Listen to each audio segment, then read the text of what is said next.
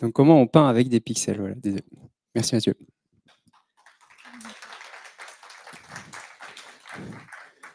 Bonjour tout le monde. Je suis ravi d'être avec vous. Moi, c'est la première fois que voilà, je donne une présentation au Last Friday Talk. Euh, Ce matin, en fait, je vais vous parler de code. Mais alors, je ne vais pas vous parler de code comme on fait d'habitude, c'est-à-dire je ne vais pas vous parler d'applications front-end, d'applications back-end, de DevOps ou de choses comme ça. En fait, je vais vous parler d'art et plus précisément de projets artistiques générés avec du code. Voilà. Donc en fait, ça s'appelle l'art génératif. Et pour éviter toute confusion, donc c'est un mot, enfin un terme qui existe depuis plusieurs dizaines d'années, et donc ça n'a rien à voir avec l'IA générative qui est arrivée là il n'y a pas très longtemps. Donc en fait, il n'y a pas d'IA dans tout ce que je vais vous présenter. C'est vraiment que du code, 100% du code. Et derrière, en fait, tout simplement, on va générer des visuels en fait ou des animations avec du code. Voilà, donc sans IA. Donc c'est ce qu'on appelle l'art génératif. Donc l'idée, c'est que je vais vous présenter un petit peu tout simplement comment je me suis mis à l'art génératif, comment c'est progressivement devenu une passion pour moi, et puis peut-être que je vais vous donner envie aussi, vous aussi, de vous mettre voilà, à l'art génératif. Donc moi c'est Mathieu Segret, je suis développeur Ruby on Rails depuis environ 18 ans. Je suis également cofondateur de la société Human Coders et voilà, je suis aussi passionné d'art génératif comme on va voir tout à l'heure. Alors comment je me suis mis à l'art génératif? Tout simplement ça a démarré en fait en 2021 où mon associé donc chez Human Coders qui s'appelle Camille Roux tout simplement m'a montré en fait tout simplement des petites images, des petites animations qui généraient avec du JavaScript. Et du coup, j'étais assez étonné qu'en quelques heures, ils faisaient des trucs assez marrants. Donc voilà, ça ressemble à ça. On aime ou on n'aime pas, mais je trouvais ça assez fun en quelques heures de pouvoir faire des petits trucs un peu marrants comme ça, un peu motion design. Et voilà, et du coup, je me suis dit, j'ai tout de suite vu un peu le potentiel derrière. Moi, personnellement, j'ai toujours rêvé en fait de savoir dessiner, mais j'ai toujours été nul en dessin. Vraiment, c'est quelque chose, j'ai beau avoir essayé, réessayé, vraiment, dès que j'ai un stylo en main, ça va pas du tout. Et pourtant, je me dis, je suis plus à l'aise avec du code ou avec des maths. Donc, en fait, pourquoi pas essayer de faire des petits dessins. On verra ce que ça donne avec les outils avec lesquels je suis à l'aise, donc du code et des maths. Donc, il m'a donné envie de m'y mettre. Alors, comment j'ai démarré? Tout simplement avec l'outil le plus simple pour démarrer qui s'appelle le P5JS. Donc, c'est un petit outil, en fait, c'est du JavaScript. Voilà, ça s'exécute côté navigateur et tout simplement, c'est le Paint du JavaScript. Voilà, c'est un Paint en JavaScript. Et donc, derrière, on va pouvoir afficher des formes simples, voilà, donc des cercles, des triangles, enfin ce que vous voulez, et avec des couleurs que vous voulez, avec des effets de transparence comme vous voulez, éventuellement des animations. Et vraiment, c'est très basique, vraiment très très basique. Et donc, tout simplement, je me suis dit que ce qui pouvait être intéressant avec l'art génératif, c'est qu'il y a des choses que, à la main, j'aurais la flemme de faire. Par exemple, si je veux commencer à faire des choses un peu détaillées ou avec pas mal de motifs, je vais peut-être avoir la flemme à la main de faire tous les motifs à la main. Donc, je me dis, peut-être qu'on peut avoir plus de détails avec cette partie générative. Et donc, j'ai commencé vraiment modestement en quelques heures. Alors, c'est pas la folie, hein, mais c'est juste pour vous montrer. Voilà, on peut faire ce genre de petites choses, des petits cercles que j'ai mis comme ça. Donc, c'est du packing, c'est un petit algo de packing de cercles très basique. Voilà. Donc, je vous montre ça aussi dans l'idée de vous dire que c'est accessible. C'est-à-dire que vous, là, vraiment, en quelques heures, et vraiment avec des petits algos de base, vous pouvez vous amuser à dessiner des choses.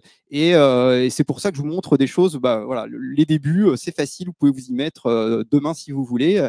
Donc là, il faut imaginer qu'en changeant quelques petits paramètres, par exemple, imaginons que si je fais des cercles qui se recouvrent les uns les autres avec des effets de transparence et en changeant un peu la palette de couleurs, voilà, j'ai un effet qui peut être complètement différent et qui peut être assez chouette. Donc on peut s'amuser avec ça. Une petite parenthèse aussi, je trouve que c'est pas mal pour initier les enfants au code. Je trouve que c'est très ludique. comme c'est assez basique, finalement, ça peut les initier à la géométrie, aux maths, au code, et tout ça en faisant des petits projets graphiques assez sympas. Donc peut-être que ça se fait déjà aujourd'hui, mais en tout cas, je me suis dit que ça pouvait être sympa de faire ça avec des enfants aussi. Voilà. Alors pour poursuivre ce parcours un peu du milieu de l'art génératif, j'ai commencé à regarder ce que faisaient d'autres artistes, enfin je dis artistes génératifs, des gens qui font de l'art génératif, et je voulais regarder un petit peu tout simplement ce qu'ils faisaient, et en rejoignant des Discord, des Slack d'artistes génératifs, eh bien j'ai vu qu'ils publiaient beaucoup, surtout les amateurs, sur une plateforme qui est ouverte, qui s'appelle FXH. Juste une petite parenthèse, cette plateforme a été créée par un Lyonnais, voilà. C'est marrant parce que c'est une plateforme qui est utilisée par des gens du monde entier aujourd'hui, mais je trouve ça assez marrant. Alors, FXH, comment ça fonctionne? L'idée, c'est ça permet à des artistes génératifs de valoriser leur travail derrière. Alors moi, j'y connaissais rien du tout quand j'ai démarré avec ce qu'on appelle les NFT. Alors, en gros, pour ceux qui connaissent pas, c'est une sorte de certificat d'authenticité numérique qui permet tout simplement de valoriser le travail éventuellement de créateurs. Alors, ça peut être utilisé pour plein d'autres choses, chacun jugera, mais en tout cas, ça permet, voilà, du coup, ici, dans cet exemple précis, à des artistes de valoriser leur travail. Et donc, cette plateforme FXH fonctionne de cette manière. Ensuite, il y a une particularité avec FXH que je trouve assez marrante, et c'est pour ça qu'il faut que je prenne un peu de temps pour vous l'expliquer, parce que tout le reste de la présentation, je vais vous parler de ça. C'est qu'en fait, on ne va pas publier des images en fait ici sur cette plateforme. On va publier du code. On va publier du code, et ensuite, à partir d'un code, il va falloir que ça génère des éditions. En fait, ça va créer une collection. Donc, ça va être l'idée de créer des éditions de pièces toutes différentes les unes des autres avec le même code. Donc, vous, en tant que créateur, il va falloir que vous gériez des paramètres aléatoires. Donc, il va falloir que vous fassiez tout simplement varier certains paramètres. C'est vous qui êtes libre de ça pour à chaque fois, du coup, avoir un rendu différent avec le même code. Et ça, je trouve ça très fun à faire.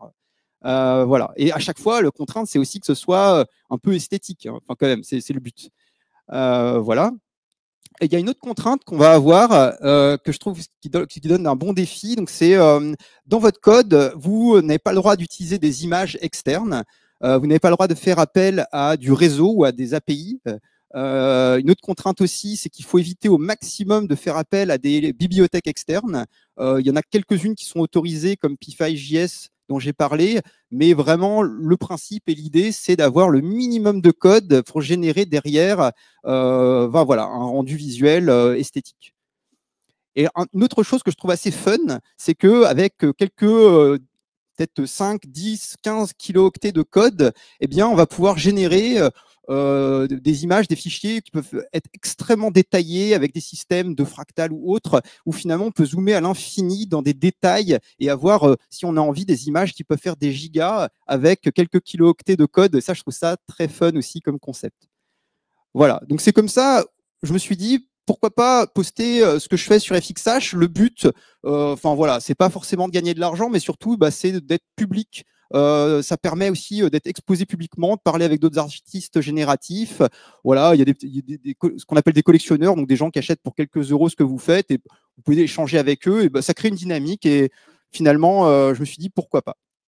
Donc c'est comme ça que je teste mes premiers projets. Alors, ouais, c'est le début. Ce qu'il faut avoir en tête, c'est que je me suis dit, je vais me lancer à faire quelque chose de figuratif, mais il faut imaginer avec pas beaucoup de code, avec des maths et avec des formes assez basiques.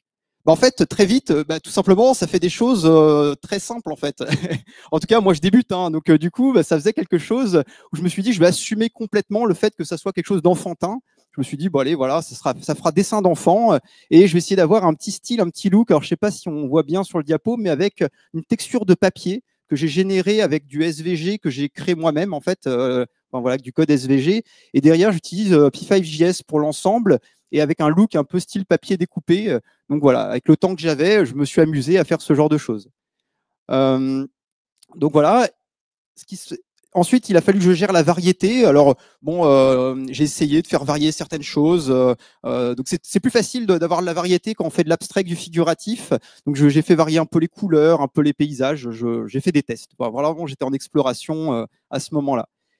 Et voilà. Et du coup, j'ai démarré comme ça. Et modestement, voilà, il y a des personnes qui du coup étaient contents de ce que je faisais. Il y a eu des personnes, par exemple, qui ont voulu tout simplement afficher ça dans la chambre de leurs enfants. Donc je trouvais ça marrant. Je me suis dit, j'aurais jamais cru que ça puisse arriver.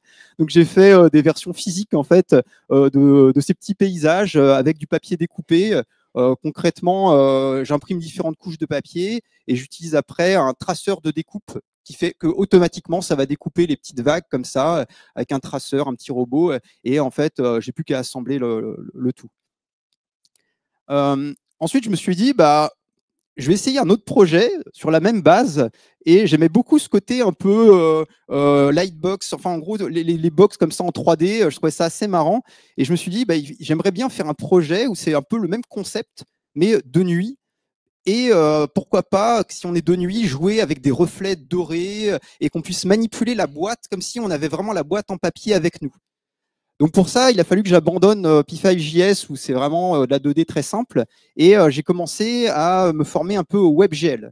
Donc au WebGL, et à utiliser une bibliothèque qui s'appelle Three.js qui permet de faire de la 3D avec du WebGL facilement. Et c'est là où j'ai commencé, voilà, à faire ce petit projet que j'ai appelé vraiment tout basiquement Night World. Et c'est les mêmes paysages qu'on a vu tout à l'heure, mais du coup en 3D. Alors, je vais vous montrer un petit exemple de à quoi ça ressemble. Donc, il y a des petites animations pour faire apparaître le paysage. Et ensuite, on va pouvoir manipuler avec la souris en live. Donc, c'est en live sur votre navigateur. Et du coup, vous allez pouvoir déplacer comme ça en 3D le paysage, comme si vous manipuliez la boîte directement dans votre navigateur. Et avec la souris, vous pouvez déplacer la souris et ça bouge la source lumineuse. Et ça montre comme ça les effets de doré que vous allez pouvoir voir. Donc voilà, bon, je me suis amusé, c'était assez fun, j'ai appris beaucoup de choses. Chacun jugera, voilà, est-ce que c'est beau, c'est pas beau. En tout cas, moi, ça m'a plu de faire ça. Et donc voilà. Pour la suite, donc je vous ai montré un petit peu mes débuts en fait. Donc ça c'était il y a 4 ans à peu près.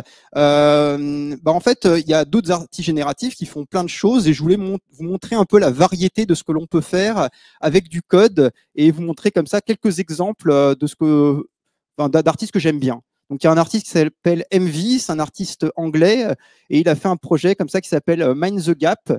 Et en fait, voilà, c'est une composition de tuyaux. Et ce que je trouve assez sympa avec ce projet, c'est d'imaginer que c'est le même code, et juste en faisant varier quelques petits paramètres, eh bien, il arrive à avoir des compositions qui sont toujours, je trouve, assez esthétiques. Et je trouve ça assez fort qu'il ait pu gérer comme ça autant de variétés, parce qu'il y a 500 pièces qui sont générées, toutes différentes et assez différentes, vraiment. Donc là, j'ai montré quelques exemples. Dans un autre style, vous avez un artiste français qui s'appelle Zancan, du coup, qui fait ce genre de choses. Alors là, c'est du figuratif, et alors moi, je suis ébloui par. Alors on voit peut-être pas bien, mais le détail, vraiment, si on peut zoomer dans l'image, c'est extrêmement détaillé, très fouillé. Voilà, ça prendrait beaucoup de temps à faire à la main, et du coup, toujours avec une part d'aléatoire qui fait que il dessine souvent, voilà, ces herbes un peu folles dans des rochers.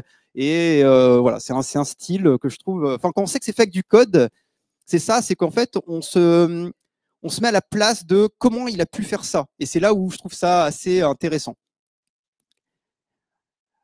Donc un autre artiste, et je termine avec celui-là, qui est aussi français, alors qu'il faut imaginer qu'il y en a vraiment du monde entier qui font ça, que j'aime beaucoup, c'est William Appan.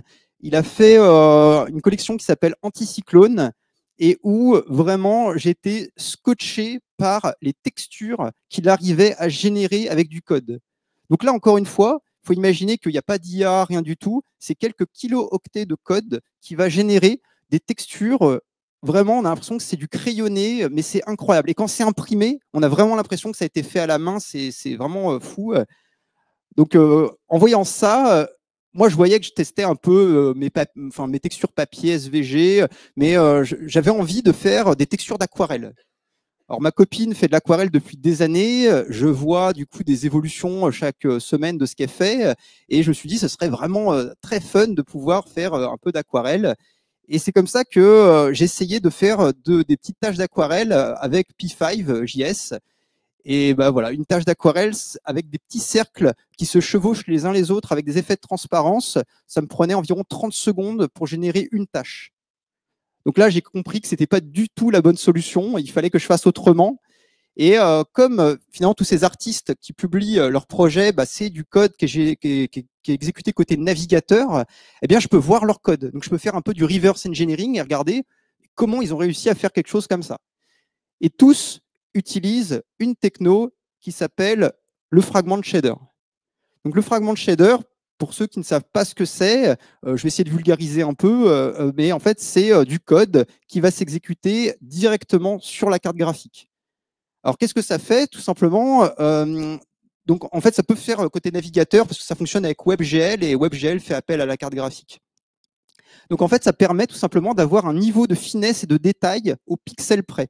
Et tout ça avec bah, tout simplement une puissance qui n'a rien à voir avec celle de P5, puisque vous allez pouvoir exécuter un rendu plusieurs fois par seconde. Alors, pour rentrer un tout petit peu dans le détail, mais sans rentrer trop dans le code, en gros, vous allez avoir une fonction qui va s'exécuter, pour vulgariser un peu, sur chaque pixel de votre écran, en gros à peu près en parallèle, et plusieurs fois par seconde.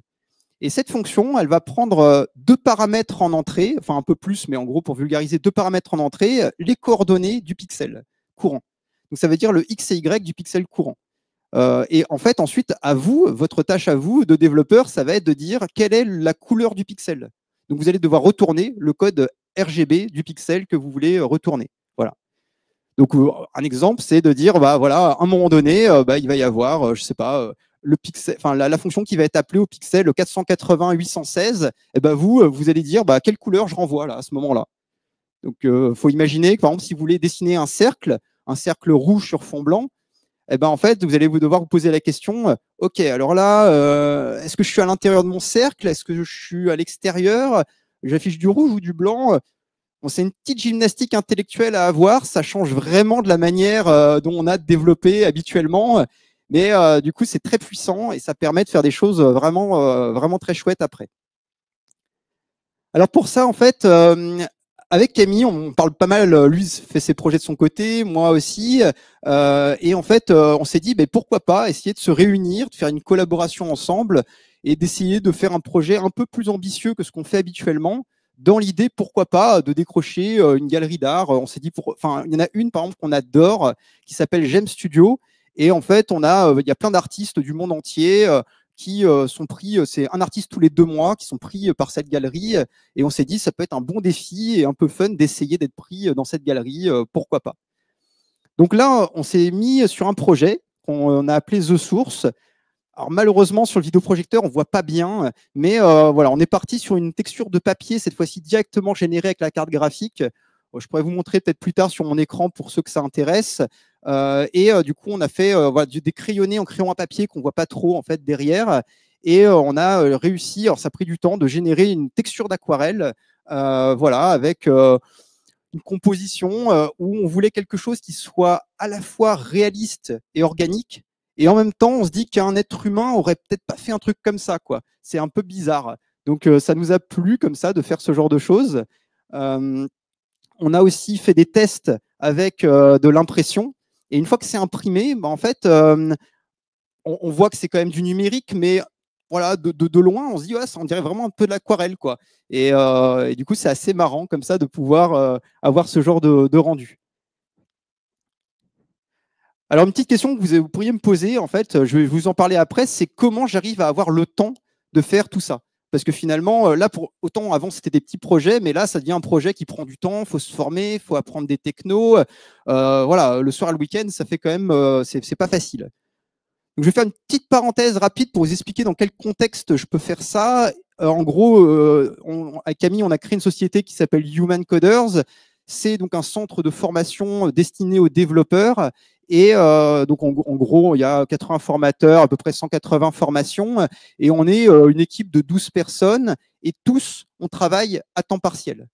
En fait, on a conçu la société il y a 13 ans avec Camille pour pouvoir avoir du temps libre à côté, un peu de temps libre. Donc, c'était vraiment, voilà, on a structuré les choses de cette manière. Bon, ça fait partie d'une de nos particularités. On en a pas mal d'autres et ça pourrait faire l'objet d'un autre talk à part. Et en fait, voilà, depuis 13 ans, j'ai la chance de pouvoir avoir quelques heures par semaine pour faire des side projects, pour défricher des technos, pour plonger dans des domaines techniques. C'est une chance que je trouve incroyable d'avoir ce temps-là. Et donc, c'est sur ce temps, quelques heures par semaine, avec Camille, on a pu avancer sur ce projet. Donc, il faut imaginer que c'est pour ça que ça nous a pris plusieurs mois à avoir ce genre de résultat, parce qu'on avançait pas très vite. Et puis, il y avait aussi la question de quand est-ce qu'on a fini.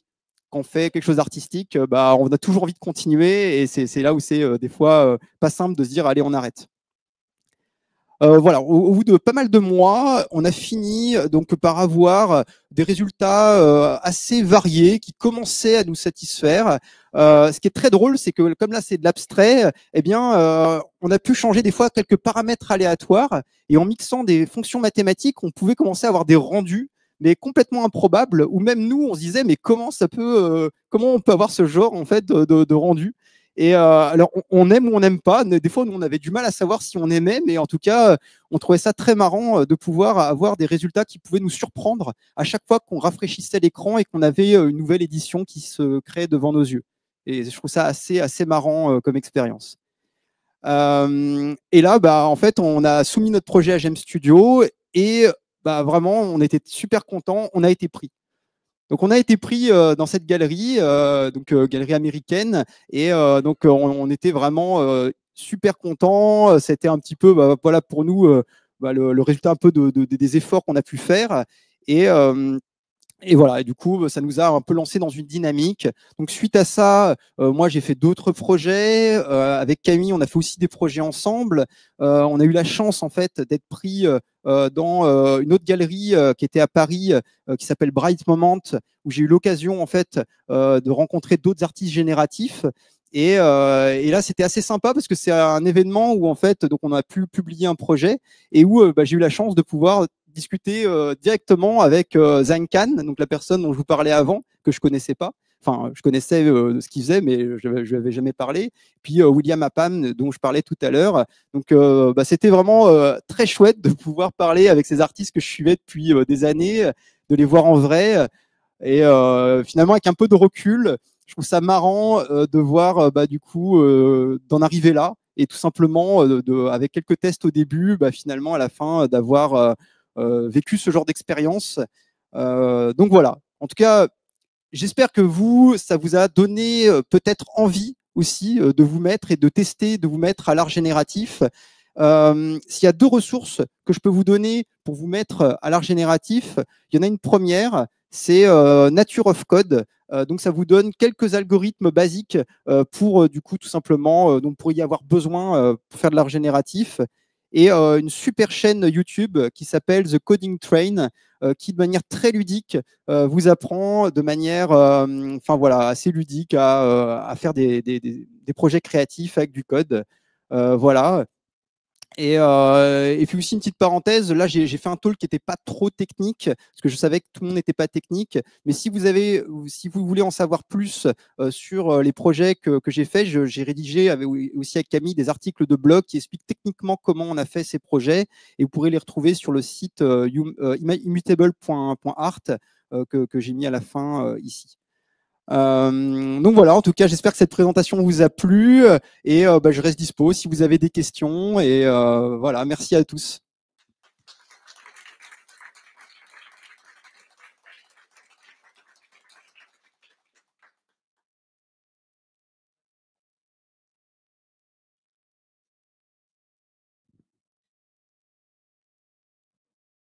Est-ce qu'on a des questions dans l'auditorium?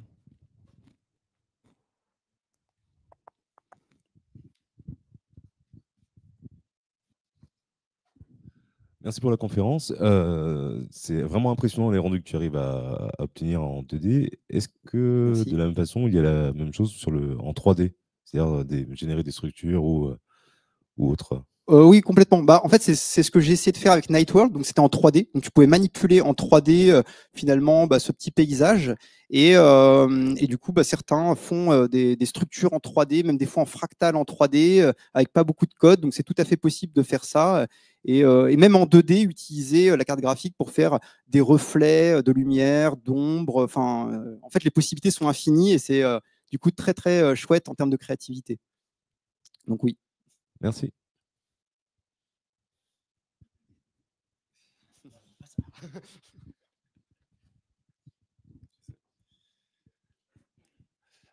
Bonjour, merci pour la présentation.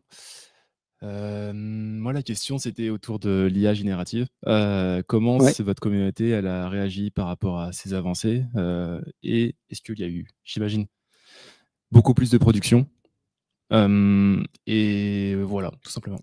Ouais, c'est une question vraiment intéressante. Alors, en fait, faut sortir pour l'IA générative, il faut sortir des contraintes qu'il y a sur les plateformes que je vous ai montrées, où il faut faire avec un minimum de code et sans appel API des rendus. Donc là, en faisant ça, c'est compliqué. En fait, on peut pas embarquer un modèle, etc.